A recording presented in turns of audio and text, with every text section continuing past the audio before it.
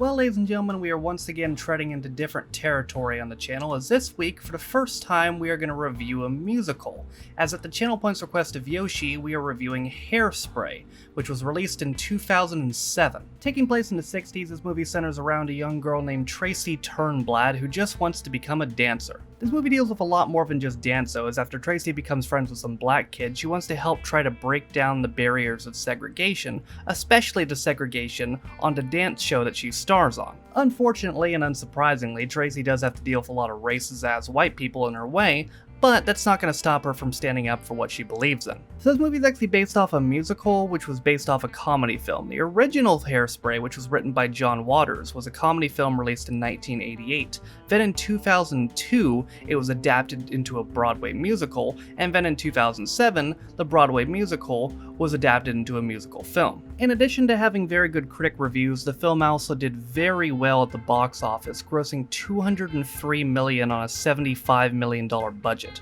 In fact, at the time, it set the record for the biggest sales at an opening weekend for a movie musical, which it held for about a year until Mamma Mia came out. They also had a huge all-star cast, including Michelle Pfeiffer, Amanda Bynes, Christopher Walken, Queen Latifah, James Madsen, Brittany Snow, and Zac Efron. Also, Tracy's mother in this film was played by John Travolta, and that came with some controversy. Not because it was played by a man. In fact, in the 1988 comedy film, the role was played by Divine, who is one of the most well-known drag queens of all time. The controversy more came from that it might be fair to assume that Travolta might be homophobic, considering he's a long-term member of the cult of Scientology, but ultimately they wanted him in this film because he has musical experience, once starring in one of the most well-known musicals of all time, Grease. Travolta had also requested that Michelle Pfeiffer be casted in this film as well, considering she was in Grease too. But I almost forgot about Tracy. Tracy was played by Nikki Blonsky, who at the time was an 18-year-old high school student,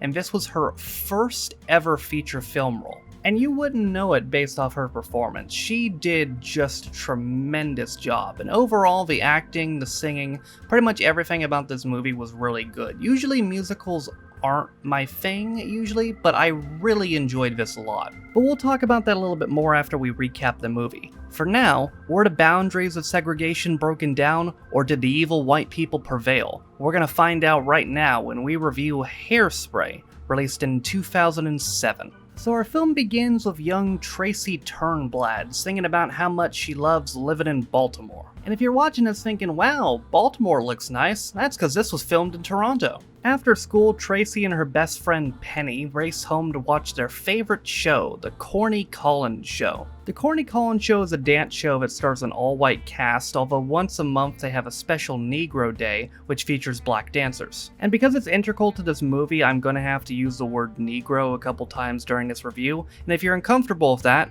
so am I. We also meet Tracy's mother Edna, who seems nice, as well as Penny's mother Prudy, who's an asshole. Speaking of assholes, now let's meet Velma, who is the manager of the station that broadcasts the Corny Collins Show. As a result of that, Velma's bratty daughter Amber is the lead dancer, alongside her boyfriend Link. Turns out one of the dancers on the show, though, has to leave and go away for about 9 months, can't imagine why, and Tracy decides to audition. Edna doesn't want her to as she's afraid of Tracy being corrupted by showbiz people, which is really ironic coming from John Travolta, but her dad Wilbur is very supportive. Tracy goes to the audition, but she's rejected by Velma because she's slightly overweight, and also because she supports integration. Tracy then goes back to school but gets sent to detention for skipping class, and she meets up with some black kids dancing who are part of the Corny Collins Show's Negro Day. She quickly becomes friends with their lead dancer Seaweed, who teaches her some new moves. Link happens to see her new moves and he's very impressed and encourages her to go to the record hop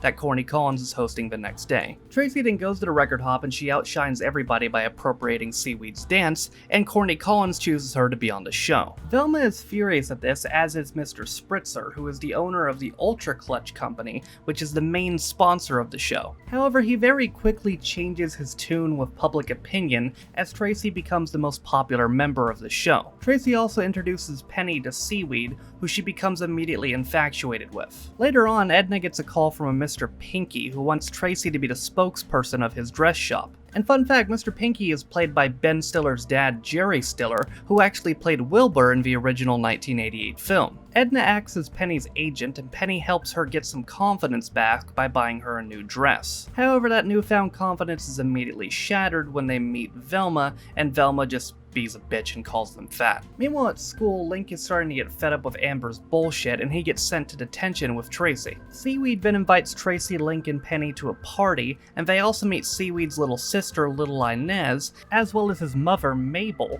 who's the host of Negro Day. However, after receiving an anonymous tip from Amber, Edna comes to collect Tracy, but she's quickly persuaded to stay. But then begs the question, why are they having this party? And well, unfortunately, it's because Velma has informed Mabel that Negro Day will be ending. Tracy isn't quite willing to accept this though, and proposes that they have a march. When it comes to the march though, Link decides to pussy out, as he thinks it'll sabotage his career. Meanwhile, Wilbur is hanging out at his joke shop with Velma. Wonder what she's doing there. Turns out she's there to try to seduce him and frame him for infidelity, which Edna walks in on. Wilbur's then prepared to spend the night in his joke shop, but after he gets a confidence boost from Tracy, he goes and makes things right with Edna. And I gotta say, even though this is a musical, I did not expect Christopher Walken to do a musical number, but he did, and it was awesome. The next day, Mabel, Tracy, Seaweed, and the others begin the integration march, and they're eventually joined by Edna. They're then stopped by the police and told to go home, but Tracy accidentally whacks one of them in the back of the head with a sign,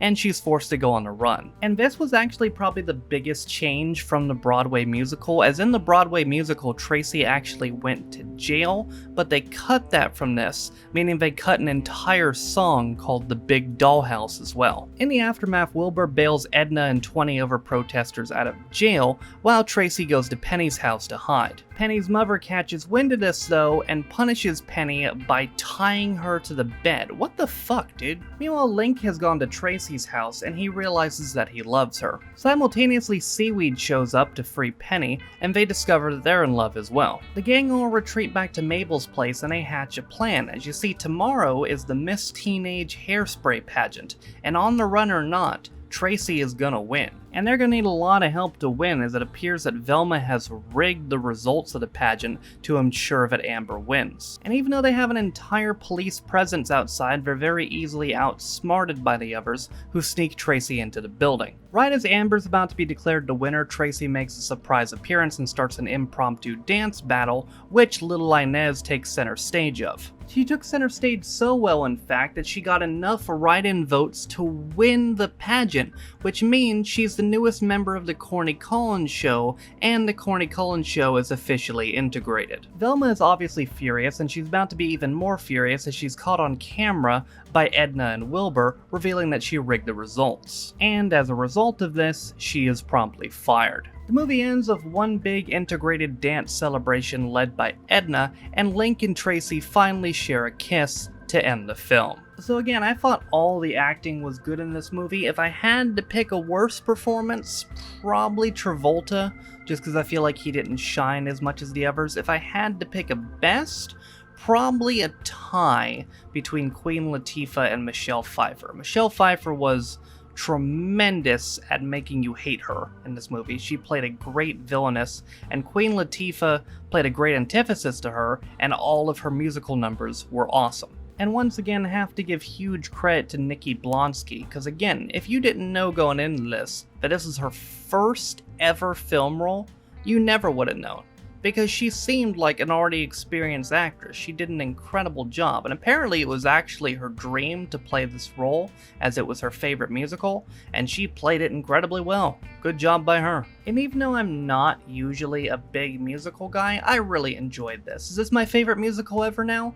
No, I think Little Shop of Horrors is still probably my favorite, which maybe we'll do on the channel at some point, but I had never seen this before going into this review, and I really did like it. There was also supposed to be a sequel to this film written by John Waters, which was supposed to come out in 2010, called Hairspray 2: The White Lipstick, but for whatever reason, they stopped making it. Waters actually revealed in 2019 that he had actually written the sequel for HBO, but for whatever reason, they didn't produce it. They paid him for it at least, but that just seems like a waste of John Waters' time. And also a waste of a script. I mean, if it exists, if he wrote it, fucking use it. But in conclusion, ladies and gentlemen, as someone who's not typically a musical guy, I still enjoyed this. If you are a musical person, you'll probably really enjoy this. This is probably one of the better produced Hollywood musicals ever. And even if you're not a musical person, you still might like this. Honestly, it's just a fun film, and it's got a great message. But that, ladies and gentlemen, is going to do it for my review of Hairspray, released in 2007. Next week on the channel, we will be switching to the 1969 British drama film called Kes. But that is going to do it for me today. Thank you again, Yoshi, for using your channel points on this, and thank you for watching. If you liked the video, be sure to leave it a like. If you want to follow any of my social media links, they're in the description down below. Thank you to all of my patrons for supporting me and all my channels. With all that being said, though, my name is Noah Taff. This has been my review of Hairspray, released in 2007, and I will see you guys next time. Bye.